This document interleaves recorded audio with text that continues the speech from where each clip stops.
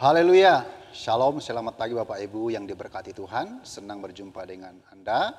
Pagi hari ini kita kembali pada renungan berkat pagi. Kita akan belajar firman Tuhan dari kisah Ayub yang terdapat dalam Ayub pasal 42 ayat yang kedua. Berbunyi demikian, Aku tahu bahwa engkau sanggup melakukan segala sesuatu dan tidak ada rencanamu yang gagal. Puji Tuhan, Bapak Ibu, Saudara yang diberkati Tuhan. Pagi hari ini saya akan memberikan sebuah judul kebenaran firman Tuhan. Terima kasih Tuhan atas rencanamu yang indah dalam hidupku.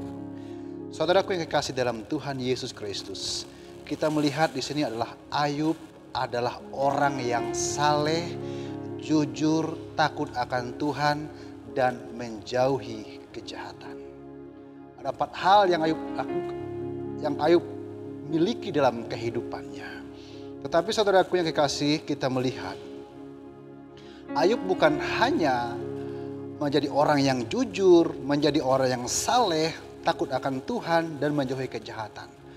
Tetapi Ayub juga memiliki segalanya dalam kehidupannya, yaitu secara materi dia punya. Artinya Ayub sudah punya segalanya, saudaraku. Secara rohani dia memenuhi syarat. Secara materi dia sudah memenuhi syarat.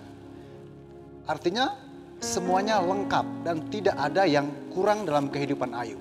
Baik dari segi kerohanian dan segi dari materi, semuanya lengkap. Dan dia juga punya anak, punya keluarga yang utuh dan lengkap dan semuanya berhasil. Kenapa saudaraku?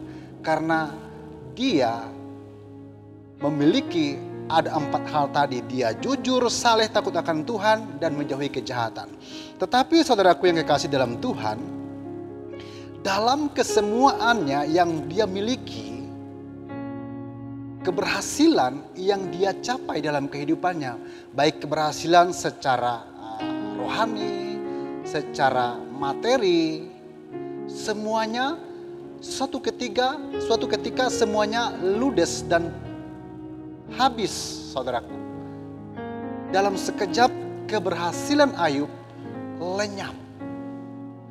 Kekayaannya lenyap, keluarganya hancur, bahkan fisik Ayub sendiri mengalami kehancuran, saudara. Yaitu dia mengalami penyakit borok atau penyakit kulit yang sangat luar biasa.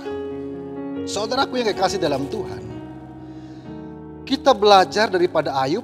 Apakah Ayub lari dari badai atau cobaan, ujian, masalah yang menimpa kehidupannya? Apakah dia putus asa? Apakah dia kecewa? Ternyata kalau kita selidiki dari ayat per ayat, Ayub dalam penderitaan yang dialami, dia tetap berdiri kokoh di dalam Tuhan. Dia tetap teguh, saudaraku yang kekasih. Kenapa Ayub tetap kuat dan berdiri kokoh di dalam pendiriannya, yaitu dalam imannya kepada Tuhan, sekalipun semuanya hancur. Tubuhnya hancur, keluarganya hancur, dan semua harta materi kekayaannya semuanya lenyap. Tapi dia tidak berbuat dosa dan dia tidak meninggalkan Tuhan.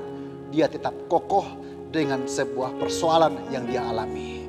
Saudaraku, disinilah kita mau belajar kepada Ayub sebagai tokoh yang tercatat dan selalu diberitakan di setiap penjuru dunia ini, saudaraku.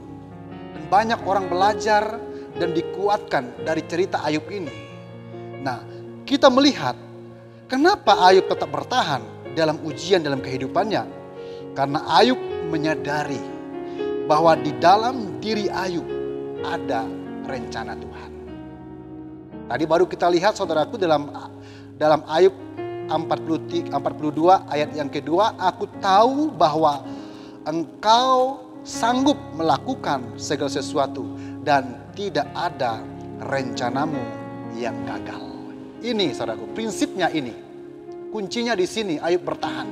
Yaitu dia menyadari bahwa ada rencana Tuhan yang indah dalam kehidupannya. Rencana Tuhan itu lebih indah, lebih berharga, lebih luar biasa daripada harta, anak, keluarga, dan semua yang dimiliki yang ada di dunia ini. Itu adalah sebuah prinsip Ayub sehingga dia mampu bertahan dalam menghadapi ujian itu. Ingat, sekali lagi saya ulangi, adalah kenapa Ayub bertahan? Karena Ayub menilai bahwa rencana Tuhan itu lebih berharga daripada harta, keluarga, kedudukan, nama baik yang dimiliki. Karena apa yang ada di dunia ini itu akan berakhir di dunia. Tetapi kemuliaan Tuhan dan rencana Tuhan itu akan terus berlanjut sampai pada kekekalan. Itulah yang harus kita camkan juga dalam kehidupan kita sebagai orang-orang percaya. Bahwa kita sadar di dalam diri kita ada rencana Tuhan. Rencana Tuhan itu luar biasa dan indah bagi kita. Jadi kalau orang yang menyadari di dalam dirinya ada rencana Tuhan, persoalan apapun itu tidak akan pernah menggoncang imannya. Dan membuat dia mundur daripada Tuhan. Karena dia tahu rencana Tuhan itu lebih berharga dari apapun yang ada di muka bumi ini. Nah, kita lihat saudaraku yang kekasih, apa rencana Tuhan dalam hidup kita sebagai orang percaya. Rencana Tuhan itu kita lihat yang pertama adalah, rencana Tuhan yang pertama kita lihat di situ,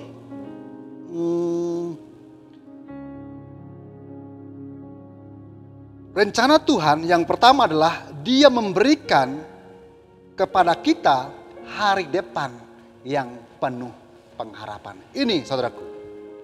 Jadi rencana Tuhan itu akan memberikan sebuah pengharapan bagi kita.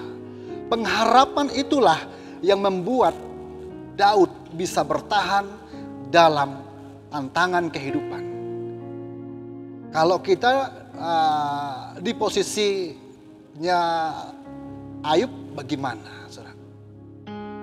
Kalau kita di posisinya Ayub seperti apa? Apakah kita masih tetap bertahan atau kita mundur dari iman kita kepada Tuhan?